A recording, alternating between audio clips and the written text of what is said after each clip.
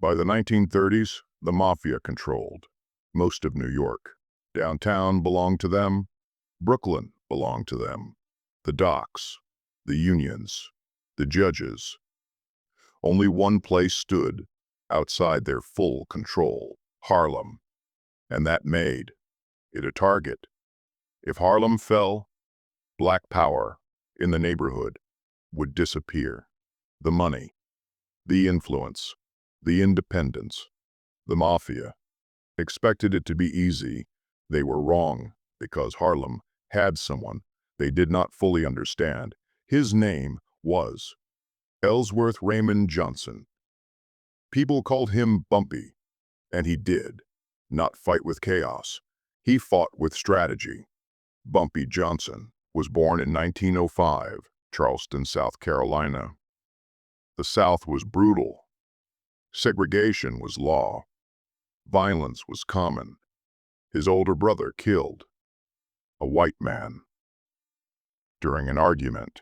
After that, the family feared retaliation, so they sent young Ellsworth north to Harlem.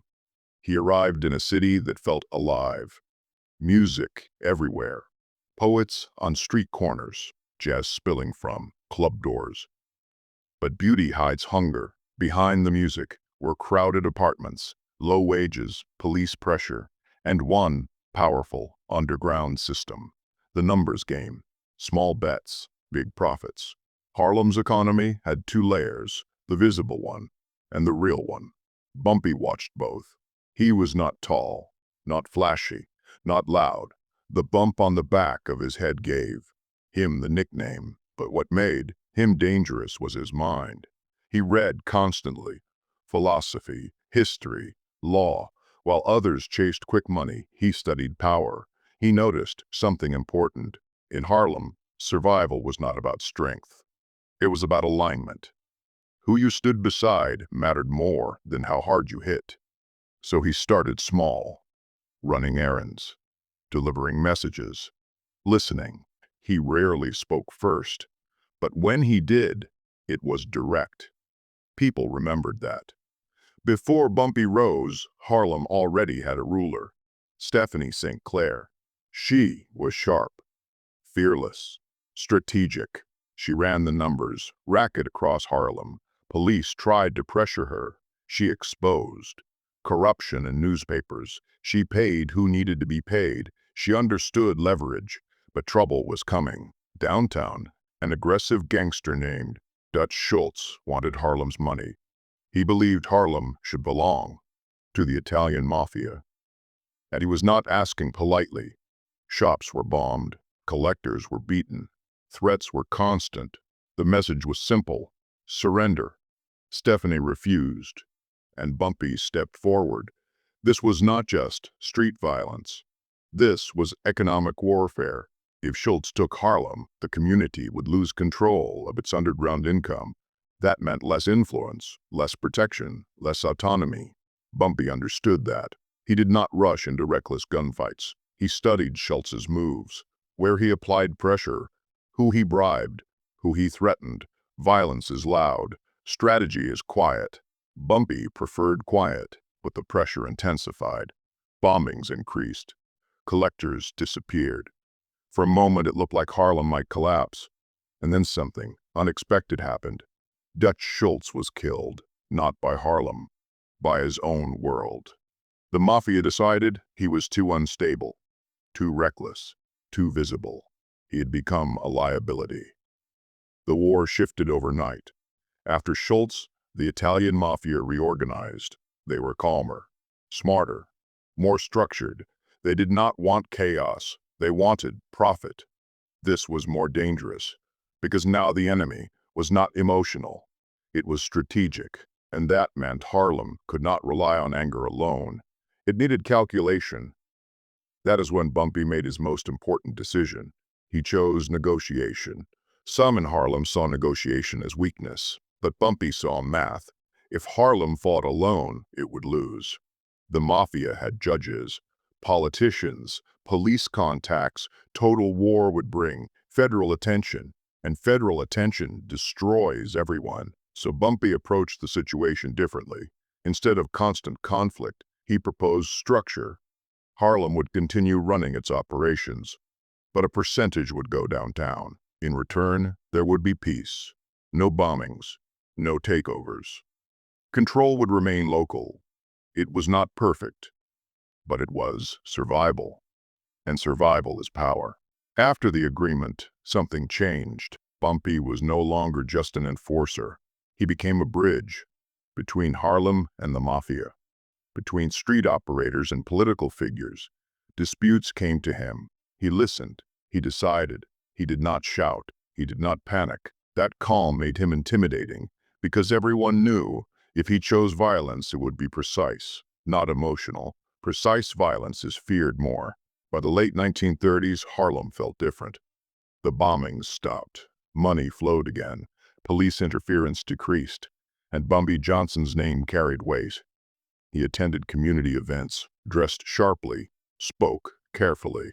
Some saw him as protector. Some saw him as criminal. Both were true. He operated in the shadows, but his influence was visible. Yet something else was happening. A younger generation was watching, quietly, learning how power worked. One of them would later change Harlem forever. But for now, Harlem had balance, fragile balance, because power in New York never rests, and every agreement has an expiration date. The deal kept Harlem standing. But deals in New York do not mean peace. They mean pause. After Dutch Schultz was gone, the Italian Mafia became disciplined. No more reckless bombings. No more loud intimidation. Now everything was structured. Percentages, territories, supply lines, and Bumpy Johnson was in the middle of it. That was power. But it was also danger, because standing between two worlds means you can be crushed by both. Some in Harlem did not trust the arrangement. They whispered, "Did he sell us out? Is he working for them now?" Bumpy heard the rumors. He did not respond publicly. Instead, he tightened control. Collectors reported directly to him. Disputes came through him. Nothing moved without his approval. He understood something simple. If the community stopped believing in him, his position would collapse. So he did more than collect money. He invested in presence. He attended local gatherings, helped families quietly, supported neighborhood causes, not out of kindness alone, out of strategy. Respect is harder to remove than fear. Even with peace, tension remained. The Mafia respected Bumpy. But respect has limits. They still saw Harlem as territory, not partnership. Sometimes demands increased. Higher percentages, stricter control over suppliers. Each demand forced Bumpy to decide. Push back or adjust. Push too hard. War returns. Agree too easily. Authority weakens. This was not street fighting anymore. This was chess. And one wrong move could cost Harlem everything. Then came narcotics. Heroin was spreading. Profits were enormous. Bigger than numbers. Bigger than gambling. Some operators rushed in. Fast money. Fast expansion. But fast money brings attention. Federal agents were watching more closely now. Bumpy hesitated.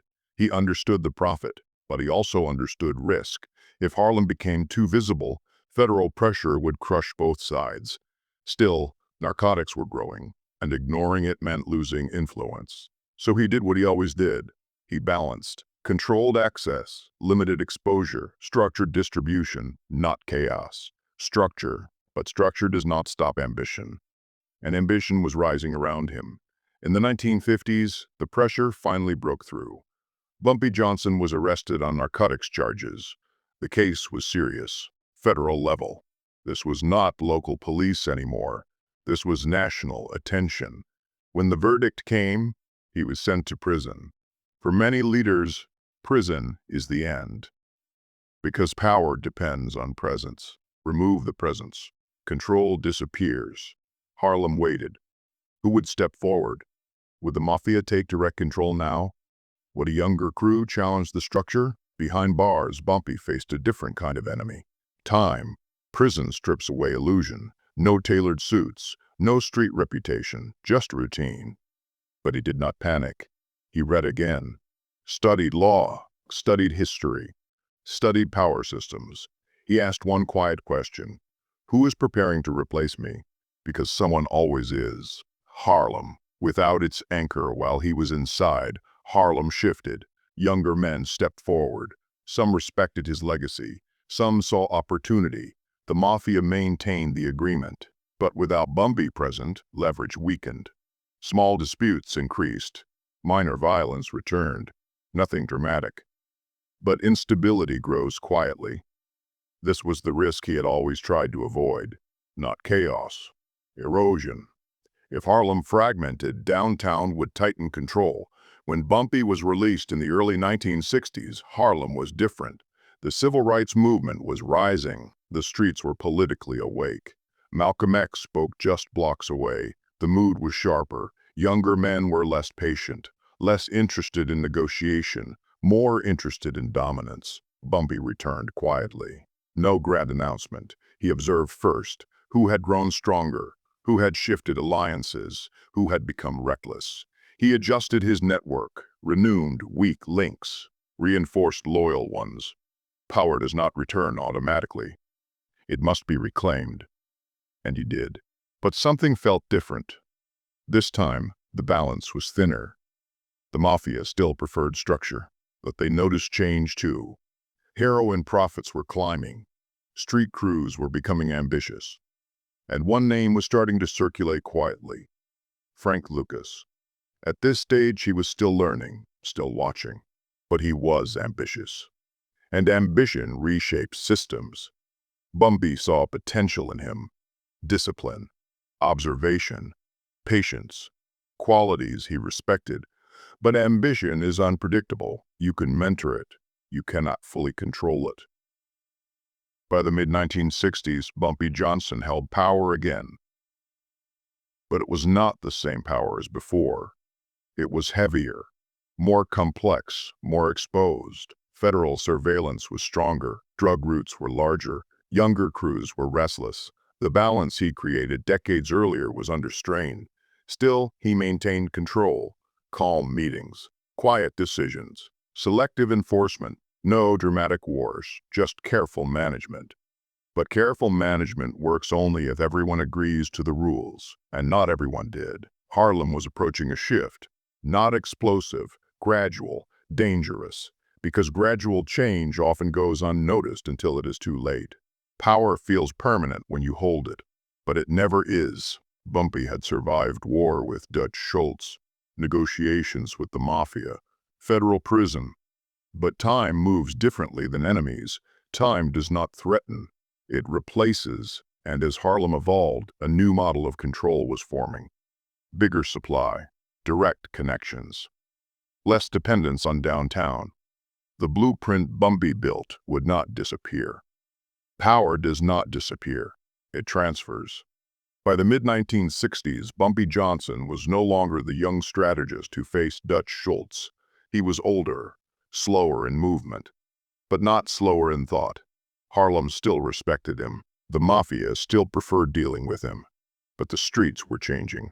And change does not ask permission. On the surface, Harlem looked stable.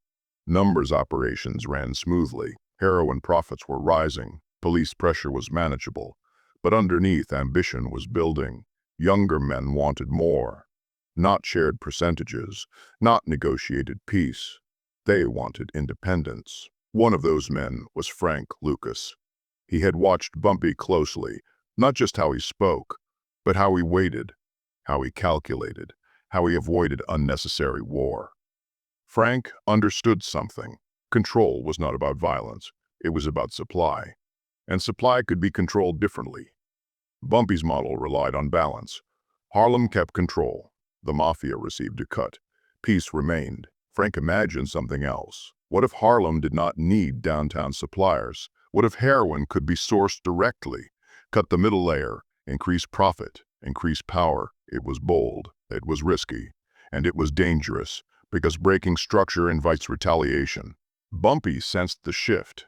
He saw the hunger in younger operators. He understood that peace only lasts if both sides fear losing it. And fear was fading. In Harlem, Bumpy's name still carried weight. If he walked into a room, conversation lowered. If he gave a warning, it was heard. But reputation has limits. You cannot command a new generation with old victories alone. He adjusted when needed. He reinforced alliances. He reminded downtown that stability depended on him. But the environment was more complex now. Federal agencies were more aggressive. Surveillance improved. The scale of narcotics had grown, and growth attracts light. Light exposes everything. In his final years, Bumpy moved carefully, less visible, more deliberate. He was not chasing expansion. He was protecting structure, protecting the balance he built decades earlier. But protection is reactive, ambition is aggressive, and ambition was rising faster than structure could contain. Frank Lucas continued learning, continued building connections, continued observing weaknesses in the old system. He respected Bumpy, but respect does not stop evolution. In 1968, Bumpy Johnson was sitting inside Wells' restaurant in Harlem. A normal day, a normal meal. No gunshots, no police raid, just a sudden heart attack. The man who survived wars, prison, and power struggles ended quietly. The news spread fast. Harlem reacted with mixed emotion, respect, relief, uncertainty, because when a central figure disappears, a vacuum forms, and vacuums invite takeover. Without Bumpy, the balance he maintained weakened immediately. The Mafia still existed, but Harlem's internal discipline shifted. Frank Lucas stepped forward, not loudly, strategically. He began implementing his own model. Direct heroin connections overseas. Fewer intermediaries, higher margins, greater independence from Italian suppliers. This was a new era. Less negotiation, more dominance. But dominance attracts attention, and attention attracts enforcement. Frank Lucas would build an operation larger than Harlem had seen before. Cleaner supply lines, branded product, organized distribution. He applied lessons learned from Bumpy. Patience, discipline, low profile. But he scaled everything up. Bigger profits, bigger risk. The old structure valued balance. The new structure valued scale. Scale changes everything. The shift brought money. It also brought scrutiny. Federal investigations intensified. The drug epidemic deepened. Violence grew more unpredictable. Bumpy's era had been about negotiated survival. Frank's era became about aggressive expansion. One was slower, the other faster. Both left impact. Today, Bumpy Johnson's legacy is debated. Was he a protector? In many ways, yes. He prevented total takeover of Harlem's underground economy. Was he a crime boss? Also, yes. His operations existed outside the law. Did he balance power in a racially divided city? Yes. Did his networks contribute to long-term harm? Also, yes. History is rarely clean. But one thing remains clear. He understood structure. He understood leverage. He understood that survival sometimes requires compromise. Every era of Harlem's underworld followed a pattern. Negotiate when possible. Strike when necessary. Protect local control. Adapt to pressure. Bumpy did not create that pattern, but he refined it. He made Harlem more than territory. He made it a negotiating force. Frank Lucas would later push independence further, but he built on a foundation that already existed. Power in Harlem was never permanent. It was negotiated, shifted, transferred. Bumpy Johnson ruled without a crown, without official title, without public office. Yet he shaped decades of control. He survived forces that crushed others, and he proved something simple. In a city ruled by violence, strategy lasts longer. His era ended quietly, but its influence echoed. Because power does not disappear, it transfers, and Harlem would never be the same again.